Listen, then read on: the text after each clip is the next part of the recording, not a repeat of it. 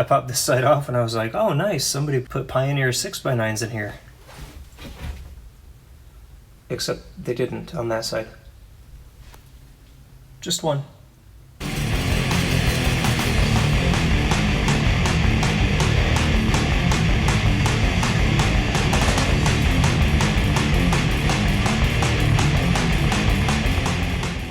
Hey everyone, welcome back. It's been a week since that last video. Didn't think I was really going to film anything today, but I just got the interior, I think, as gutted as I'm going to get it. And I just wanted to show you some of the stuff I found before I start doing the deep clean. I think I've given up getting these panels out just because the seatbelt bolts are stuck. I think I can get it clean enough without removing them. I'll turn you around and show you what I found. And then I guess on to cleaning.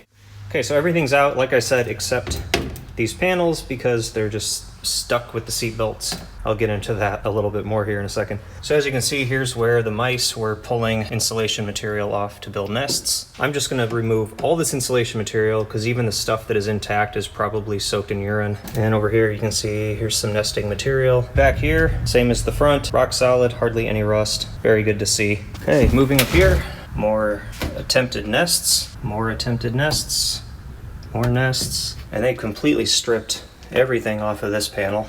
More nests. But as soon as I got that carpet out, the smell level inside the truck improved a lot. So I think that carpet has a lot of urine soaked in it. Hopefully cleaning the carpets will make a big improvement. While I'm over here, here's the whole reason I need to remove the seatbelt bolt. It's just because it's basically like a pierced ear over here. It's just seatbelt just loops right through it. And if I didn't care about this truck, I could just cut that piece of plastic and the seatbelt would slip right through and all my problems are solved in about 2 seconds. But I don't want to break this because can you imagine trying to find an interior piece of plastic in black that isn't broken in the same way? It would be impossible.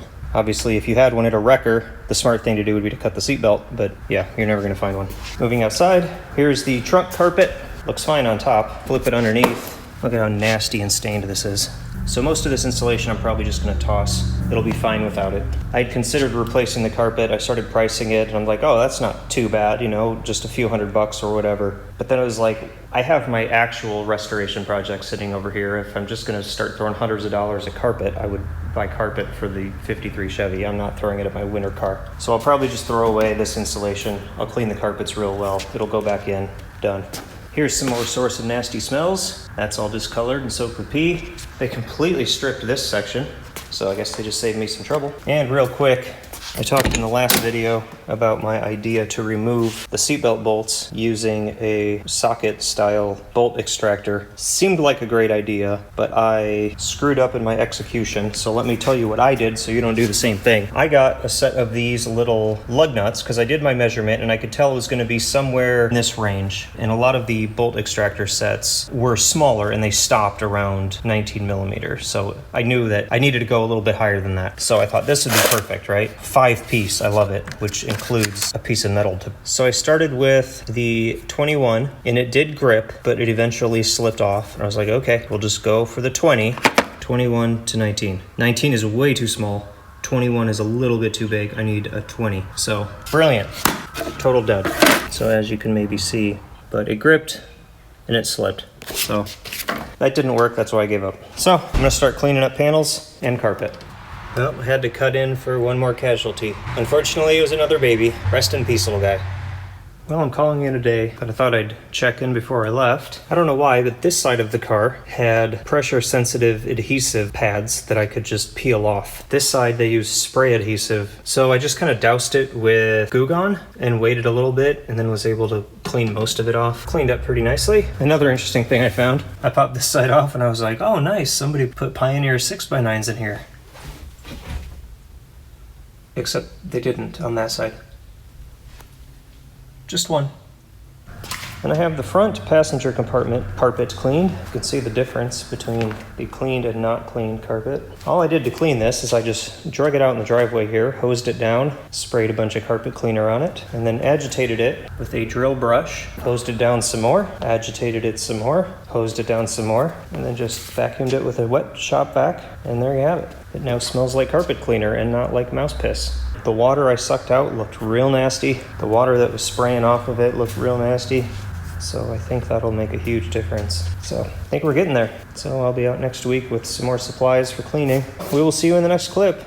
Hey everyone, welcome back. It's the following week. We're just gonna pick up where we left off and do more of the same. Picked up some more cleaning supplies. I have more Goo Gone, more paper towels, more surface cleaner for the hard surfaces, more carpet cleaner for the soft surfaces. All of it is sort of claims to be for like pet stains. And while these mice were not my pets, they do make the same messes as pets. I wanted to put something back on these panels to reduce some of the rattling. So I had some generic black automotive style carpet that I used in a previous project, and I'm just going to cut some panels of that and stick it on with some carpet tape. Hopefully that'll be better than nothing. That's it. Basically just going to go on time lapse and take you along for the ride. Here we go.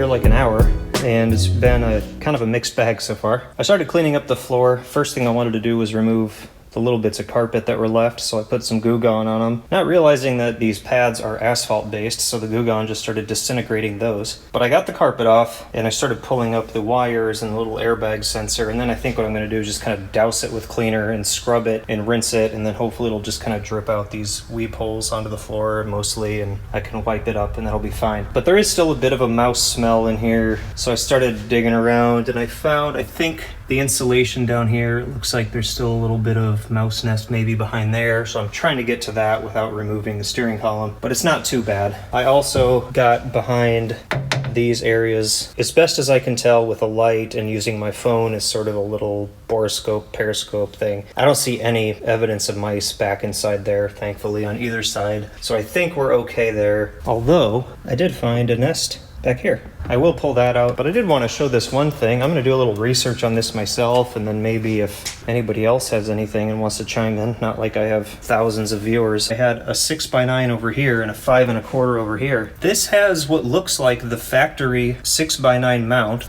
and that has what looks like the factory 5 1/4 inch mount. So that looks like a factory rivet to me holding it in, and those look like factory GM numbers. And here's the, I assume, factory radio. And it is the Delco, it's not the Bose, which is surprising because this is a fully loaded Blazer. It's one of the few I've seen from 2000 with the sunroof. And then over here, we got the 5 1/4. Again, factory looking rivets. So I don't know why it'd be on one side and not the other. It's not like a door that can be replaced. That's a total mystery to me. Onto mouse nests. Doesn't look like it goes as far as this hole, so it should just be about here.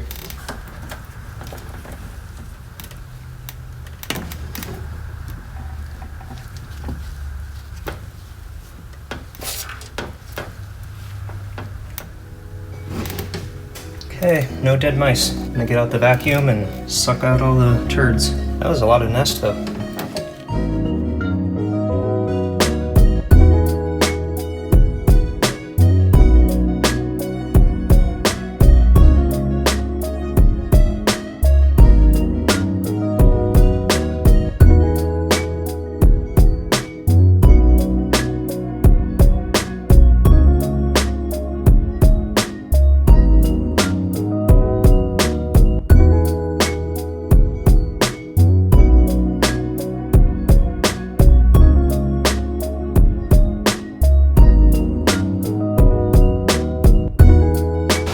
Well, I've been putting this part off for obvious reasons, but that is where the dead mice were. You could just about eat off of that, but I don't think I will. So yeah, that pile of dead mice was so gross. I couldn't get it with cleaner. I had to soak it with Goo Gone, and then it was coming off basically like that carpet that was stuck on with spray adhesive. It was just like gummy and like stringy, and I have a pretty strong tolerance for gross stuff, but liquefied rodents might be about my limit. But it's done. I got a little bit more cleaning to do of the rest of it, and then I'm gonna put this back together before I forget how it came apart. Okay, I decided to call it a day because this is still drying. Also, I can't get this area clean, so I think I might get some weather strip and just replace this. Also, this is all chewed. Also, before I put the upper panels on, I want to get the speaker rings sorted out. See if I can get on eBay, maybe buy one of those. so I can put a pair of 6x9s in. I did get this area cleaned out really well, and I removed this knee thing, whatever it is, and got that cleaned really well because that had some mouse droppings on it. I decided not to clean the floor really well until I'm done climbing all over it, but as soon as the heater box is back together and that's mounted, I think then the dash can go back in. I am still smelling mouse, and it seems to be coming from the back of the car. I can't see any more evidence of mouse stuff. So all I can think of is that it could be back in these side areas. So maybe next time I'll pop the taillights out and see if that allows me to look in at all. I can't see any other mouse nests or anything, so I don't know where else to look, but this back area still kind of stinks. I have already had this off, so I know it's not in there. So I don't know. I'm kind of at a loss. I'm about to a point where I'm just going to put it back together and hope for the best, but the front smells better. I guess that's it for the day. Also, it's like 100 degrees and I just kind of want to go shower and relax. So that's it. I guess we'll see you in the next video.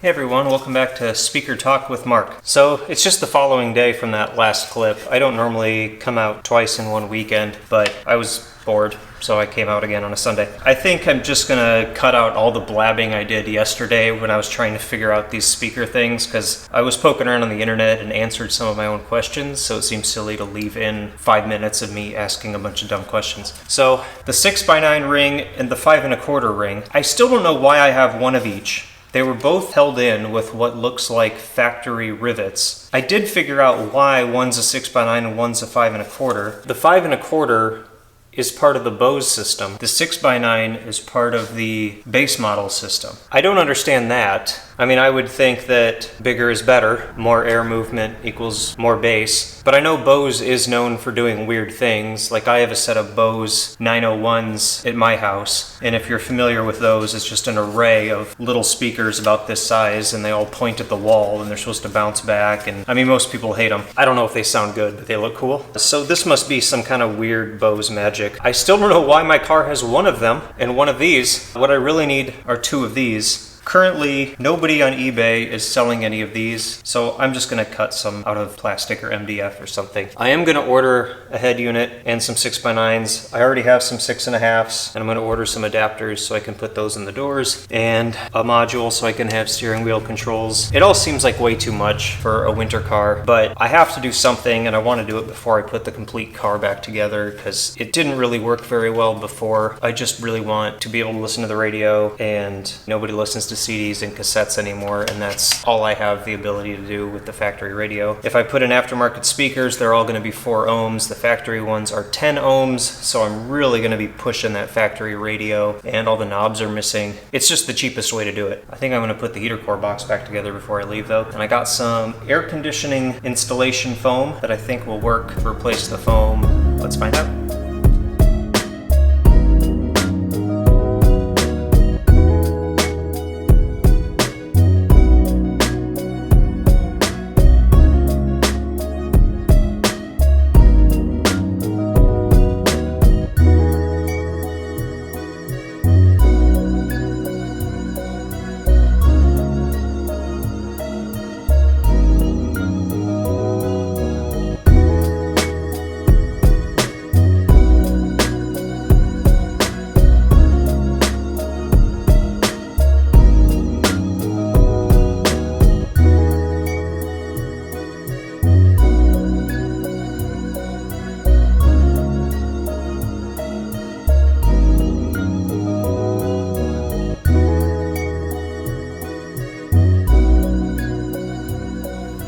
Well, I'd say that's not too bad for a day I wasn't even going to come out. Heater core box is all back together, ready to go back in the car. My foam job there isn't beautiful, but it only has to stay put until the dash goes back on, just to seal up that joint. And I know it doesn't smell like mouse piss, and it isn't chewed up. So yeah, everything went together pretty nice there, and I know it's free of odors. Would have been nicer if I bought a Blazer that hadn't been inhabited by mice. What are you gonna do? Hindsight is 20/20. Coming over to the dashboard, you can see my fun is not over. Here's where a bunch of the excrement had been dripping down into that area, and here's why I couldn't get that foam clean. It had just been soaking right there. So I'm gonna have some cleaning to do on the dashboard. I guess that's gonna wrap up this video. The work just keeps snowballing. And what are we at? July 24th. So got a long ways till snowfall. Especially with global warming, I can usually make it until January before I need the winter cars. So I got months and months to get this thing back together, but let's try to get it done in August. Thanks for coming along for the ride. We'll see you in the next video in a couple weeks.